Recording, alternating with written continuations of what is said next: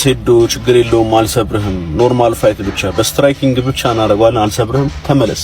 በእኔ የምትደሰቱበት ቪዲዮ ጠብቁ ከትንሽ ሰዓታት በኋላ ጆኒ የሴዶን ወደ ቱርክ ውድድሩን ሸሽቶ መኮብለሉን ተከትሎ አነጋጋሪ አስተያየት ሰጥቷል። እንደምታስታውሱት እንግዲህ ትላንትና የውድድሩ አዘጋጅ ጌች በኢንተርፖልም ቢሆን ይዘን እንመጣዋለን የሴዶ ከሀገር መኮብለል ሀገርንና ስፖርትን መክዳት ነው ብሎ አስተያየት ሰጥቷል። በርካታ ሰዎች ደግሞ ከዚህ ጋር ተያይዘው እጅግ አነጋጋሪ ቪዲዮችን ሀሳቦችን እየሰነዘሩ ነው። የሴዶ ከሀገር ኮብልያለው የሚለው ወሬና የነጌችም በፖሊስ ይዘን እንመጣለን የሚለው ውድድሩን የበለጠ ትኩረት እንዲስብ ለማድረግ ነው እንጂ ትክክለኛ መረጃ አይደለም። ሴዶም ይመለሳል። ነጌችም ይህንን ያሉት የበለጠ ውድድሩ በናፍቆት እንዲጠበቅ ነው የሚል አለ። አንዳንዶች ደግሞ የበለጠ ውድድሩ እንዲሰለች ያደርጋል በዚህ ልክ መሆኑ የሚልም አለ። እውነታው የቱ ነው የሚሉ ሀሳቦችን ዛሬ በጭላሎ ቲዩብ እናንሸራሽራለን። እስከ መጨረሻ ተከታተሉን።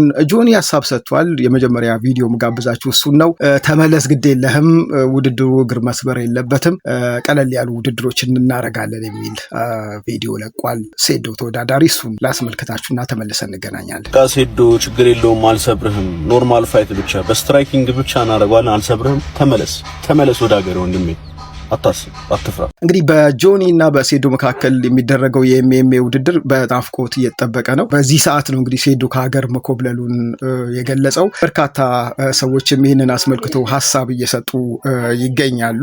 ይህንን ውድድር ከሚናፍቁ በርካታ ኢትዮጵያውያኖች መካከል በማህበራዊ ሚዲያ ሲመላለስ ያገኘሁትን የአንድን እንስት ቪዲዮ በቃ ተውት፣ ሸሽቷል፣ የተለያዩ ምክንያቶችን ፈጥሯል፣ እናንተ ልትላቀቁት ባለመቻላችሁ የመጨረሻውን ቪዲዮ ሰርቷል፣ ብትፋቱት ይሻላል የሚል አስገራሚም አስደናቂም ፈገግ የሚያስብል መልእክትን ያስተላለፈችው እሱን ተመልክተን ደግሞ እንመለሳለን። መለጥኳቸው እኮ ሲል ቀንበር ሰብሮ አይመስልም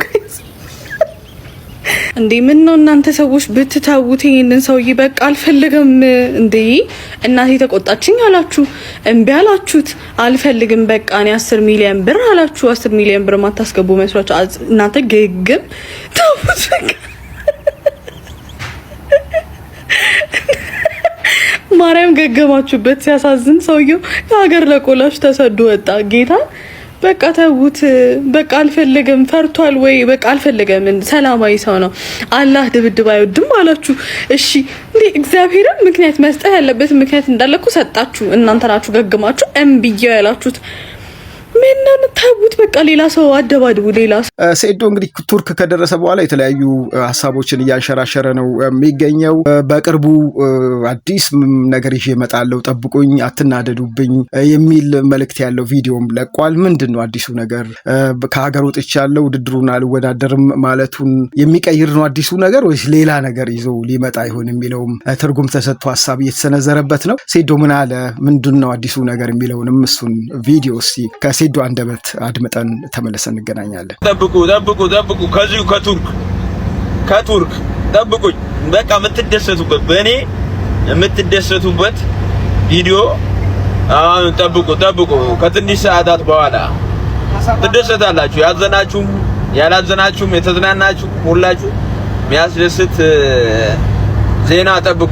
የኤምኤምኤ ውድድር በሴዶና በጆኒ መካከል ይደረጋል ከተባለ በኋላ በርካታ ውዝግቦች፣ በርካታ ሀሳቦች ሲንሸራሸሩበት እዚህ ደርሷል። እንዳልኳችሁ ትላንት ደግሞ ሴዶ ቱርክ ገብቻለሁ አምልጫለሁ ብሏል። የጠየቀው ብር ደግሞ እጅግ አስገራሚ ነው።